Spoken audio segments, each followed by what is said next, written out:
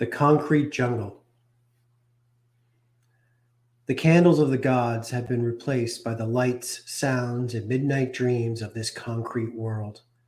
Manhattan, the Big Apple, the city that never sleeps, the center of the world, and the city synonymous with old Blue Eyes Frank himself, was now home. The currency here was not soft back roads and floating sailboats on picturesque postcards, but rather street hustle, dirty, gritty, and real life breeding itself in every sensory capacity within everyone who walked the streets.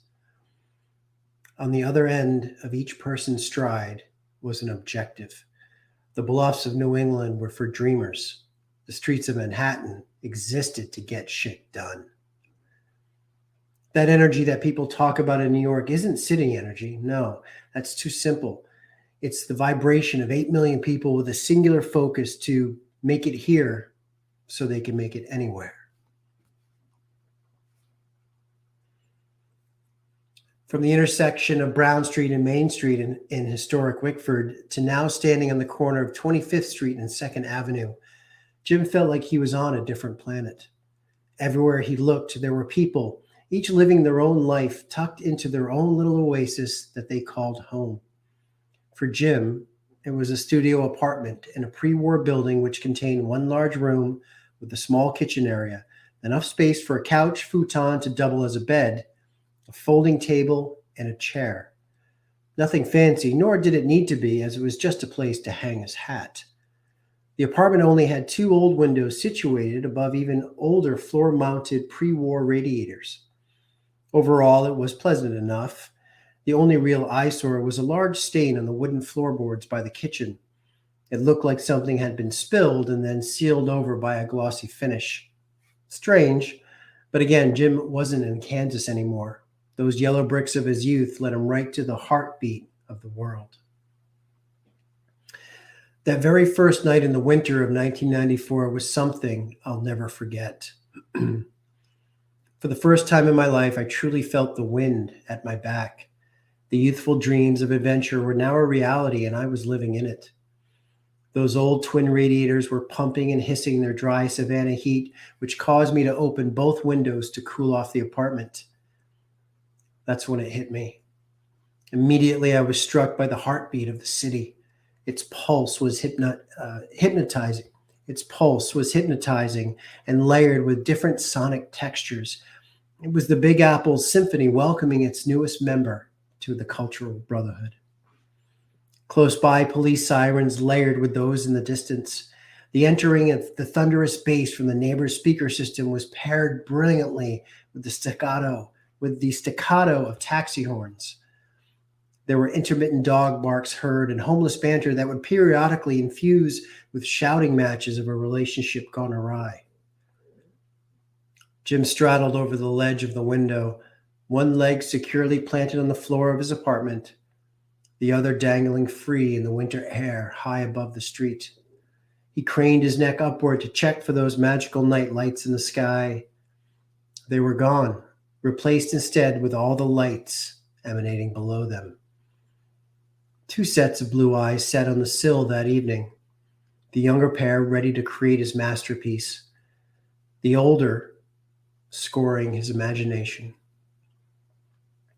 These little town blues are melting away. I'll make a brand new start of it in old New York. If I can make it there, I'll make it anywhere. It's up to you, New York. New York. I felt obliged to honor Mr. Sinatra's moral contract and take my shot in the Big Apple. In actuality, if I could survive and thrive in the arena of rowing, I knew I could, in fact, make it everywhere. However, far be it from me to challenge the chairman of the board. The last thing I wanted to do was end up 6 feet deep in the end zone of Giant Stadium next to Mr. Hoffa.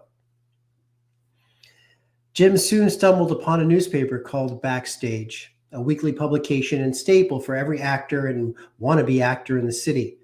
This had union and non-union casting jobs, along with acting tidbits and all the classes and teachers who offered instruction. He settled in on a commercial acting class since that was a way to land quick cash and learned about the business.